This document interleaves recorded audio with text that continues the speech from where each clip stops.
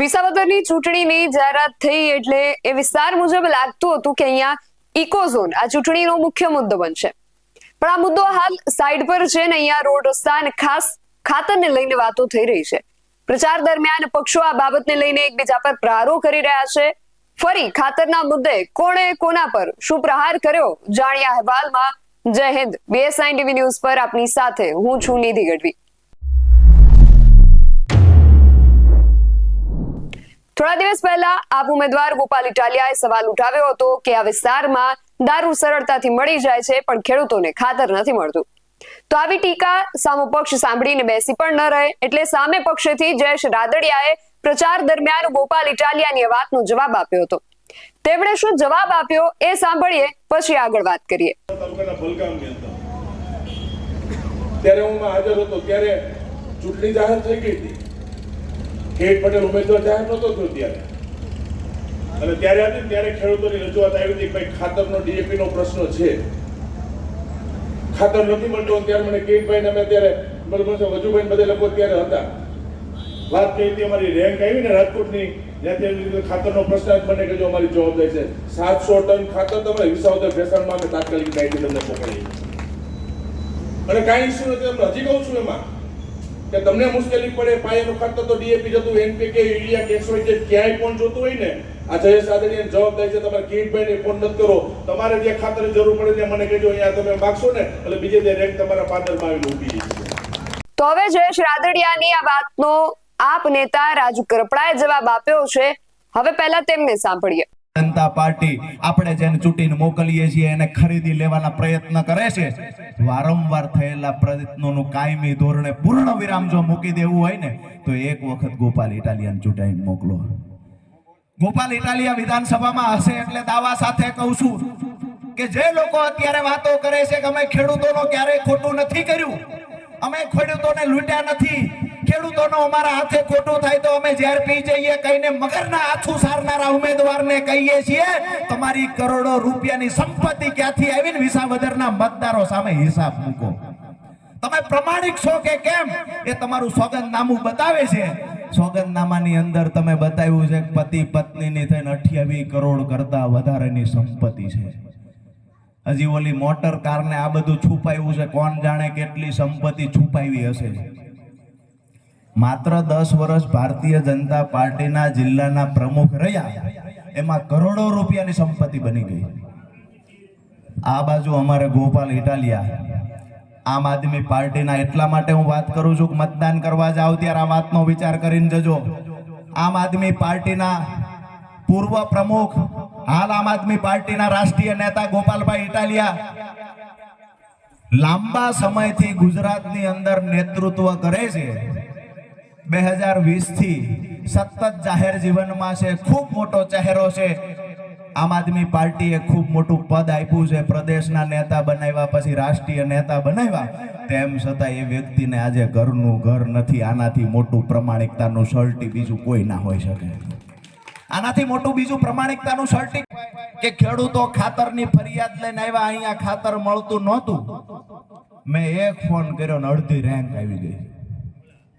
ક્યાંય ખાતર ન મળતું હોય તો કહેજો, ક્યાં નથી મળતું મને સીધો ફોન કરજો. આવું પૂર્વ મંત્રી કહે છે. હંમેશા કહુવાવડની ઉજવણી કરવામાં સુપ્રસિદ્ધ થયેલી ભારતીય જનતા પાર્ટીને કોણ સમજાવે કે આઝાદીના 95 વર્ષ પછી જો ખાતરની જાહેરાતો કરવા આવવું પડતું હોય તો ડૂબી મરવું જોઈએ તમારે. અત્યારે તમે વાતો કરો છો કે ખાતર ના મળતું હોય તો કહેજો, પહેલા તો શરમ આવવી જોઈએ તમને બોલતા પહેલા કે આજે અમારો જગતનો બાપ દિવસે દિવસે દેવાદાર બનતો જાય છે. એની પાછળ જો કોઈ જવાબદાર હોય તો આ કૃષિ વિરોધી નીતિ ધરાવતી આ ભારતીય જનતા પાર્ટીની સરકાર જવાબદાર છે. ખેડૂતોની આવક બમણી કરવાની વાત હતી. અહીંયા ભારતીય જનતા પાર્ટીના ઉમેદવારના છેલ્લા 1 વર્ષમાં 5 ગણી આવક થઈ ગઈ. આવકની વાત હતી, ખેડૂતની ડબલ કરવાની. ભારતીય જનતા પાર્ટીના એક વ્યક્તિની આવકો વધતી જાય છે. દબંગાઈ કરવામાં માથાભારે પોતે સાપ ધરાવશે એવા ઉમેદવાર અહીંયા ગોપાલભાઈની સામે લડવા માટે ઉતાર્યા છે. દાદાગીરી કરવાની, દબંગાઈ કરવાની, ખેડૂતોને લૂંટીને જે પૈસા ભેગા કર્યા છે આ પૈસાથી ખેડૂતોને હજી દબાવવાના, મતદારોને દબાવવાના, બોગસ વોટિંગ કરવાના તમામ પ્રયત્નો આ ચૂંટણીમાં થવાના છે. પણ એક વાત ચોક્કસથી યાદ રાખજો, આ ચૂંટણી વિસાવદર વિધાનસભાની ચૂંટણી માત્ર વિસાવદરનું પરિણામ નથી નક્કી કરવાની. આ ચૂંટણી ભારતીય જનતા પાર્ટીને 2027માં ગુજરાતમાંથી ઉખાડી ફેંકવા માટેની ચૂંટણી છે. આ વાતને યાદ રાખીને મતદાન કરવા જજો. આ શું દર વખતની ઝંઝટ, જિલ્લા પંચાયત હારી ગયા, પાછા એ કે મારે વિધાનસભા લડવી છે, એટલે જિલ્લા પંચાયતમાં કોઈએ તમને સ્વીકાર્યા નથી અને પાછા વિધાનસભા લડવા માટે આવ્યા છે. મને તો એવું પણ જાણવા મળ્યું કે જિલ્લા પંચાયતમાં બેફામ પૈસા વેર્યા, નાસ્તા કરાવ્યા, ખવડાવ્યું, અને અમુક બાબત ગુજરાતમાં પ્રતિબંધ છે, રાતે વેચ્યું હોત. તેમ છતાંય પાછું રાતે વેચ્યું હોય તો મને અમુક ગામડા વાળાએ કીધું મને કે તી પછી 3 મહિના હાલ્યું ઓલા અમને, તોય ચૂંટણી હારી ગયા. અહીંયા અમે એક હવે આવ્યા છીએ તમને કે કરોડો રૂપિયા ભલે વાપરે, જિલ્લા પંચાયત હારીને ઘર ભેગા થયા, વિધાનસભા હારીને ઘર ભેગા થયા, હવે ત્રીજી વખત ટેસ્ટર અડાડવા આવ્યા છે. 2 છેડા ભેગા કરીને જે બ્લાસ્ટ થાય બ્લાસ્ટ કરવાનો છે અને કાયમી ધોરણે લખણ ખોટાને ઘરે મોકલી દેવાનો છે. તમારી તૈયારી છે? 2 હાથ ઊંચા કરીને મને જવાબ આપો, તૈયારી છે? અહીંયાથી એક વાત નક્કી કરીને અહીંયાથી ઊભું થવાનું છે આપણે. એમાં ખાસ કરીને મોટી સંખ્યામાં જ્યારે બહેનો ઉપસ્થિત છે ત્યારે મને પૂર્ણ ભરોસો છે કે અહીંયાથી આપણે નક્કી કરીને જઈશું કે આપણા આજુબાજુના ગામમાં આપણા સગાવાલા સંબંધી કોઈ પણ હોય, આપણે એને જઈને કહેવાનું છે કે પ્રવીણભાઈ રામ ઇકો ઝોનની લડાઈ લડે છે 2016થી, રાજુભાઈ કરપડા ખેડૂતો માટે 2017થી લડે છે. જ્યાં પણ બોલાવે, પછી કચ્છ હોય, રાજુલા હોય, પછી જુનાગઢ હોય, દ્વારકા હોય કે ઉત્તર ગુજરાત હોય, જ્યાં પણ બોલાવે ખેડૂતો, ત્યાં ખેડૂતોની પાસે લડવા જ ખેડૂતો માટે જઈએ છીએ. અને જ્યાં વળતર માત્ર 2.5-3 લાખ રૂપિયા વળતર આપતા એવા હળવદની અંદર અમે 22-25 લાખ રૂપિયા વળતર અપાયું છે ને, જાહેરમાં પણ લાઈવ વિડીયો છે ને કહી શકીએ છીએ. અમે કહી શકીએ છીએ કે જ્યારે ભાજપના નેતા નથી બોલ્યા ત્યારે ખેડૂતો માટે અમે બોલ્યા છીએ. માત્ર 3 લાખ રૂપિયા વળતર આપતા હતા ત્યારે 25 લાખ રૂપિયા વળતર અપાવવા માટેની લડાઈ લડ્યા છીએ. અને અમારા જગતના બાપને 25 લાખનું વળતર મળ્યું છે ને એની ખુશીના આહુડા જ્યારે અમે જોયા છે ને ત્યારે અંદરથી રાજીપો થયો છે કે અમારી લડાઈમાં અમારી પર કેસ થાય, જેલમાં પૂરી દે, પણ આ લડાઈ જે લડીએ છીએ ને એ લડાઈ પણ યોગ્ય દિશામાં છે. આજે અમે તમને કહેવા માટે આવ્યા છીએ કે ઇકોઝોનની લડાઈ 2016થી ભાઈ લડે છે, પ્રવીણભાઈ. 2017થી ખેડૂતો માટેની લડાઈ હું લડું છું. મેં આજ દિવસ સુધી ગુજરાતના ખેડૂતો પાસે ક્યારેય કાંઈ નથી માંગ્યું, ખેત મજૂરો પાસે નથી માંગ્યું, આજ દિવસ સુધી સામાન્ય પરિવારના લોકો પાસે નથી માંગ્યું. જ્યારે પણ કોઈનો ફોન આવે છે તો એમના માટે મદદરૂપ થવા માટે હર હંમેશા અમે ઊભા છીએ.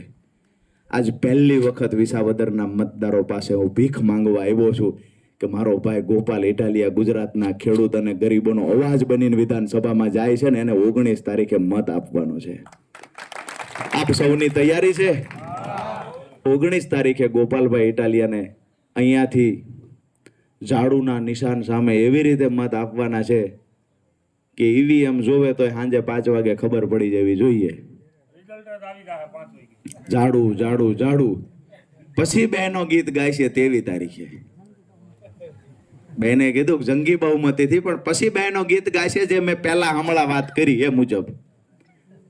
બરાબર છે? શેરી વળાવીને હાથ કરું, ગોપાલભાઈ ઘરે આવો, પછી બીજી લાઈન તે દિવસે ઉમેરી દેજો, હાવણો ફેરવીને કમળ સાફ કરું, ભાજપના નેતા ઘરે જાઓ. જેટલા આજુબાજુના ગામડાઓમાંથી, આજુબાજુની વિધાનસભાઓમાંથી ગોપાલભાઈ ઇટાલિયા લડે છે. આટલો સમય જાહેર જીવનમાં હોવા છતાંય એનું સોગંદનામું વાંચજો, એના નામે આજ પણ એક મોટરસાયકલ નથી, ઘરનું મકાન નથી. આનાથી મોટી પ્રમાણિકતાનું સર્ટી બીજું શું હોય? અમે તમને એ કહેવા આવ્યા છીએ કે અમે કોઈ પૈસાનો અહીંયા રેલમસેલ કરવાના નથી. અમને તમે જાહેરમાં જોશો તો અમારા મોટા મોટા બેનરો, હોર્ડિંગ્સો, પોસ્ટરો આ અમારા તમને નહીં દેખાય, પણ અમે એક વાત કહીએ છીએ, અમારા દિલમાં જઈને જોજો, ખેડૂતો માટે ગરીબો માટેનો પ્રેમ ચોક્કસથી દેખાશે. અમે લોકો અધિકારીઓ સામે લડીએ છીએ, અમારી પર કેસ થાય છે, અમે કેસને વહોરીએ છીએ કે ગંદકી દૂર કરવાની બાબતે રજૂઆત કરવા જઈએ કેસ થાય, ખેડૂતોને કમોસમી વરસાદનું વળતર આપવાની વાત હોય, અતિવૃષ્ટિ થઈ હોય વળતર આપવાની વાત હોય, હાઈ ટેન્શન લાઈન નીકળતી હોય, ખેડૂતોને દબાવી ધમકાવી અને ઊભા પાકમાં જેસીબી જેવા મશીનો હાલતા હોય, ત્યારે એમના માટે અમે લડવા જઈએ અને અમારી માથે કેસ થાય છે. આવા અસંખ્ય કેસ થશે તોય હારશું નહીં. ગમે એવડી મોટી જેલમાં ભાજપના નેતા પૂરી દે તોય હારશું નહીં. બસ કહેવા માટે આવ્યા છીએ કે 19 તારીખે અમને એકલા ન પડવા દેતા, બાકી તમારા માટે આ ખોળિયામ પ્રાણ છે ત્યાં સુધી લડી લેવાની તૈયારી છે. એટલે હવે કહી શકાય કે વિસાવદરમાં ચૂંટણીનો જે જંગ છે અને રંગ એ બંને બરાબર જામ્યા છે. સામ સામે પ્રહારો થઈ રહ્યા છે અને આ શાબ્દિક પ્રહારો આ યુદ્ધમાં દરેક પક્ષને ઈજાગ્રસ્ત કરી રહ્યા છે. હવે કોણ આ શબ્દો થકી આ ચૂંટણી જંગમાં જીત મેળવે છે એ જોવું રહ્યું. આ વિશે તમારું શું માનવું છે અમને કમેન્ટ કરીને ચોક્કસથી જણાવજો. આવા જ વધુ અહેવાલો સાથે મળતા રહીશું. તમે મારી YouTube ચેનલને સબસ્ક્રાઇબ કરવાનું અને અમને Facebook અને Instagram પર ફોલો કરવાનું ભૂલશો નહીં. બાકી અવનવી અપડેટ્સ માટે આપ જોતા રહો BS9 TV ન્યૂઝ. નમસ્કાર.